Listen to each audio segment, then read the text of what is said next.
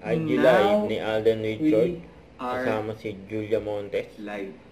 So, gusto po naming magpasalamat sa lahat ng mga sumuporta po at nakakita ng aming scene drop for 5 breakups and a romance. Pero, parang very interesting na pag-usapan natin to ngayon kasi nga, nag-group study nga ba si Lance? At bakit ganun na nga lang ba yung galit ni Justin? At para masagot yung mga katanungan na yan, siyempre invite muna natin yung special guest natin. Special guest! Hindi naman special guest, pero yung partner in crime ko dito sa sa movie natin. Teka, search lang natin siya. Ayan. Yan na. Ayan. Hey George, let's go! Yeah, let's go. In-invite na ni Alden sa kanyang IG Live, si Julia Montes. Jules! Yun, no? My gosh. Hi! First time. Okay, so disclaimer lang po mga kaibigan. Si Julia Montes Jr. po ay hindi masyadong techie. Pero alam nyo, share ko na muna Jules ha. Ako muna mag-share. Gusto kong malaman muna nila kung anong klase kang tao sa buhay ko. Yun, no? Siguro sa dami ko pong nakatrabaho and sa dami ko na naging projects, to si Julia Montes Jr. Talaga namang remarkable dahil hindi lang siya napakahusay na actress. Mas lamang sa akin yung pagkatao niya. Kaya opportunity na makilala at even nga makatrabaho, yung trabaho kasi Jules, bonus na sa akin. Sabi naman. Kasi yung mga sikreto naming dalawa at yung mga na pag-usapan namin sa journey na to, siyempre kasama si Direk Irene. Sobrang fulfilling siya in all aspects sa trabaho at sa buhay. I guess, Jules, yun yung pinakabaon natin, no? Kamusta ka naman muna? Grabe. Alam mo, first time talaga. Tandaan ka ng first time sa'yo, Ikaw. Let's go. Grabe.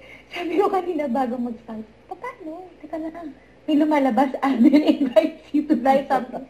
Ganyan. So, oh my gosh, eto na. Grabe, peki na ako.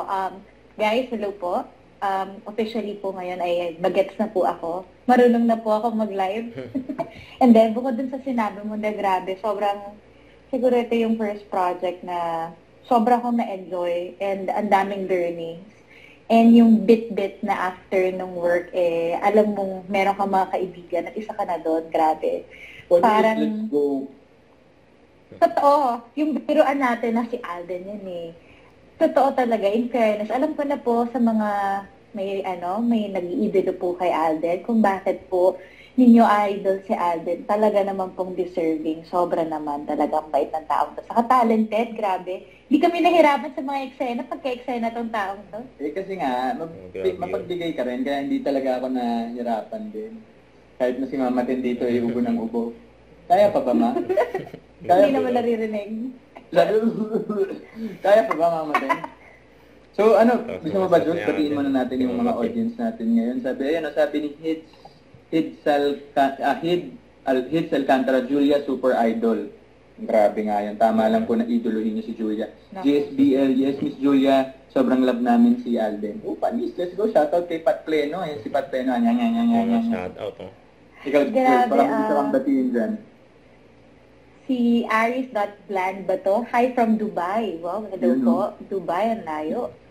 Yes. And, naninibago ko. Lumalabas yung edad ko yata dito sa pagbabasa. Kita na nga rin ako dito sa mga lekre. Bali, si Liyong 161. Hi, Alden. Good evening. Oy, hi daw, Alden. Shout out daw kay Arian Chan. Hello, guys. Good evening, everybody. Uy, Jules, sabi ni Joe Brandon. Julden. Let's go. Julden. Uy, si Kuya Gabi. Kuya Gabi Eigenman, watching all the way from QC. Hi, Kuya Gabi. Hi po. Hi, Kuya Gabi. Hello. Ayan, sabi ni Pat, yan. So, ako, Jules, parang bigyan natin sila ng parang konting patikin dun sa nakita nilang eksena. Kung ikaw, as an audience, from an audience point of view, paano mo siya i-take? Paano mo siya iintindihin? Kung paano ko iti-take as a person yung group study Hindi. mo? Galatin, no? Hindi, grabe nga naman yung group character study. lang. Oo, kasi group kahit ako study, nabibuisit dinahilan mo eh. Kanina ka pa. Kanina ka pa din eh. Pero yan, ikaw, parang as a Iba viewer, yung kulitan nila eh. yung dating sa'yo nung drop natin kanina? Actually, nung napanood ko, kinilabutan ako eh. Hindi dahil sa tayong dalawa yun pero yung thought kasi na I can't imagine if you're the person mismo na nandun sa sitwasyon na parang you know your partner but you don't want to blame also kasi parang wala ka namang hawak na ebidensya pero kilala mo kasi yung partner mo eh. So parang at the end of the day, alam mong may something. So yung group study parang ano ba, magdadahilan ka na ng mali pa? Parang gano'n. Wala na ba itong ibang dahilan? Oh, I mean, oo. kasi i-real talk na rin natin, Jules. Kumbaga, sa magkarelasyon lately, I mean, you can think of all the excuses you can think of. But at the end of the day, yung pakiramdam, yung gut feel mo. Parang, yun yung medyo off doon. Ako, I can say, di ba minsan may sinasabi sila, ang babae daw malakas ang gut feel. Yes. Pwedeng totoo yun Pero sometimes, siguro hindi lang sa babae, kayo rin lalaki. Kasi hindi, aminin naman na laging puro lalaki lang. May tendency rin naman, kaming mga girls. Talagang kinami ko na. Huwag naman puro kami lang ang masama. Kayo naman. Oo, parang sinabi ko lang naman doon. Yung parang, pag kilala mo kasi yung partner mo, simpleng tingin pa lang yan, simpleng hinga pa lang yan. Pag sumasagot, alam mo nang totoo o hindi. Kasi kilala mo na yung partner mo. So, yung eksena yun, di ko talaga, actually ako, maski nung sinushoot natin yun, hindi ako makarecover. Alam mo yan. Habang sinushoot natin yan. Actually, at pwede ba natin yun i-share sa kanila na first day of shooting po namin yun? Opo, yung scene drop na napanood po ninyo ay grabe. Yes. Unang araw po yun, so talagang hindi nyo naman siguro na-feel na nagkakapaan pa kami dalawa ni Alden doon.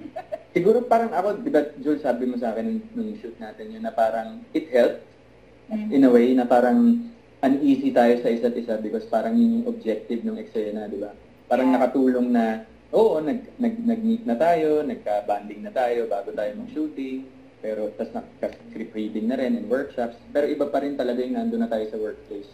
And parang ganun, parang as sensitive actors, as we are, and of course with the guidance of Direk Irene during that time, yung moment na yun, we used it to our advantage para mapaganda yung eksena na ginawa natin. Kasi talagang naging, syempre si Jules nga, hindi ko pa ganun kalalim kilala, na parang I'm easily offended with the words that you were throwing at me during that time.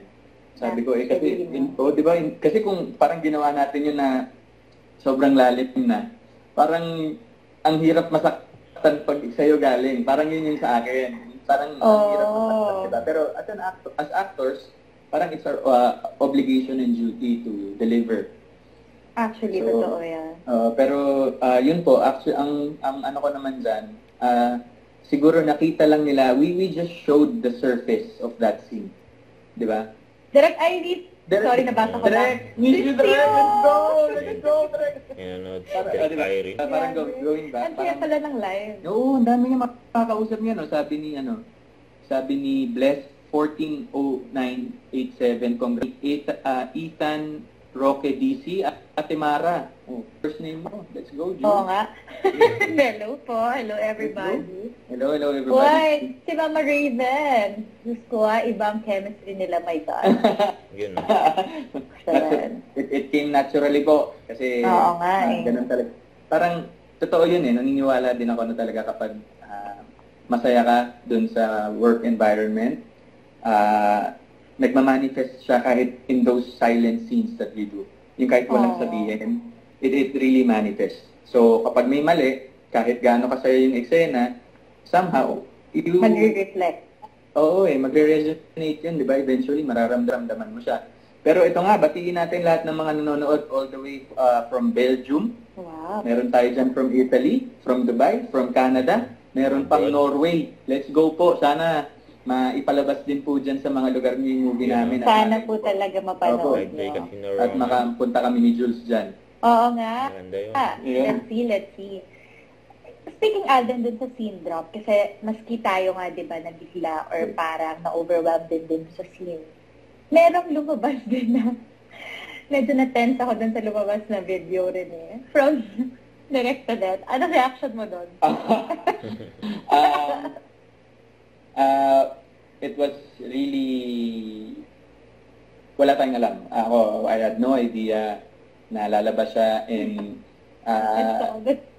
nakaka-tense din kasi at parang napasilip na natin, Jules, yung, yun nga, yung mga napakaraming first natin pareho. And most especially sa'yo, napakaraming first din. And thank you for trusting me. Pero, slowly, parang mas nadagdagan yung excitement ko after that leak video and the scene drop as we see the feedback of our audience na in reality po, patikim lang po talaga ito. Kasi ako, Jules, parang, di ba, I'm sure ikaw din, pinag-uusapan natin yan na for the longest time, di ba, yung promo lahat ng mga pelikula, pinagsarapan po namin ito. Normal nating sinasabi. Kakaibang Alden po ito, kakaibang Julia po ito. Parang, let's just, step back and think of something that's not like those kinds of stereotypes. Di ba, pag pinagpo-promote tayo ng movies. So, actually, in reality po, halos lahat po ng pinapakita namin lately, ultin nyo po sa teaser launch na ilalabas namin and sa trailer launch na ilalabas namin. Lahat lang po yun is just the surface. Kasi parang ma-appreciate mo na siya like the scene drop na ginawa natin today. Ma-appreciate mo siya as a scene. And, as an audience, you see the acting capacity of the actors that was involved in that scene, which is ourselves. And nakakatuwa lang din na, kumbaga, Jules, after your longest time na nagpahinga ka, di ba, parang this is somehow your comeback. And I'd like to believe, and I'm very thankful that you have done this with me. And I'm very thankful that you have done this with me. Huwag kalimutan mag-subscribe. Click ang notification bell para lang updated po ang Richard Reaction Vlog. Bye guys, thank you for watching.